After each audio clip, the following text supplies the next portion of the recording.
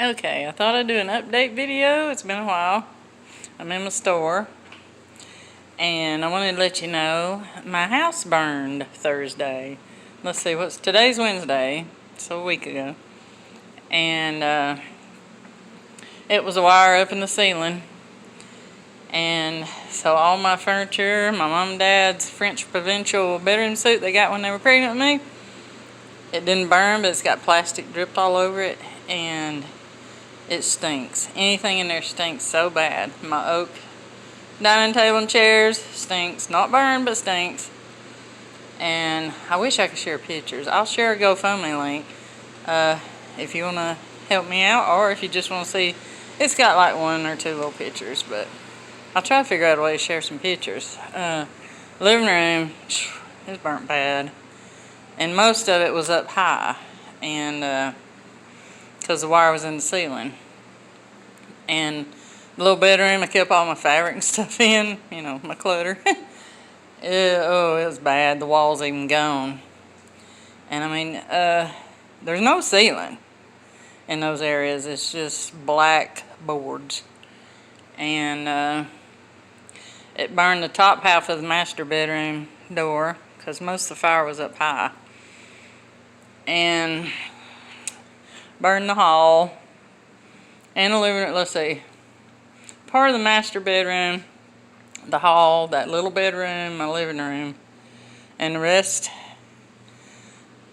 They said all, you know, I have a thing about doors. I had little doors on every doorway, and that they said that helped. I don't know if they meant with the fire spreading or with the smoke spreading, but still, everything.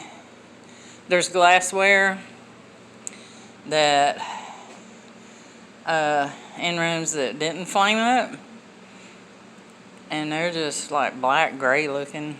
Everything stinks to high heaven. There's water everywhere. I lost some goldfish. They died pretty quick. And my sickly cat, I got him out because, you know, I had to flip the switch. The switch was off and the lamp wouldn't work, anything on that breaker. So I go flip it, and I hear up high, bzz, bzz, bzz, bzz. So I flip it back off, but it was on. So that's that. And it was an old mobile home. It was like a 71 model double wide. And we had redone everything. Put new windows, new bathtubs, new toilets, new flooring. Put down the bamboo flooring not too long ago. Done a lot. But nobody wanted to insure it because it's so old. And one place would, I think Geico said they would, if I had like built porches and this and that and that and this years ago. I was single then too, and I couldn't, so I should have took out renter's insurance or something. So here I am with every penny I got in this business, and no insurance. But my son, daughter-in-law, and grandson, I'm staying with them. Thank goodness I got them. They have been wonderful. Absolutely wonderful. And my son, I can't hardly talk about this, but their spare room. It's a little house. He made a resin top, purple resin swirly desktop for his man cave computer room. You know, he has the mic there, and he has like 2 big, what do you call it, monitors, big ones. And, you know, he builds computers, so he had a nice computer, or has one in there. And he decorated the wall, and he's getting rid of all that where I can stay in that room. And I'm like, oh my gosh, I've been trying to find other options. And I'm like, I'll stay in the back room at the store. I said, they'll let me. And he's like, we want you to have a home and be warm and not just survive. And so, but oh God, that breaks my heart he's doing that. But his wife said, my daughter-in-law, she said, he's getting an awesome laptop out of the deal. So, you know, I don't know. And the community has been great. They have been wonderful. I mean, I've been so touched. And, you know, I ain't been one to really reach out to people that's had tragedies and stuff, and I'm going to. Because it's touching, even if it's something small. You know, some shoes or some money, just whatever. It is very touching, and it helps you not feel alone. Because, you know, I lived alone. But even my ex-boyfriend, he was great helping and all. He came out there while I was burning my My aunt and uncle came out there, and my son and daughter-in-law came out.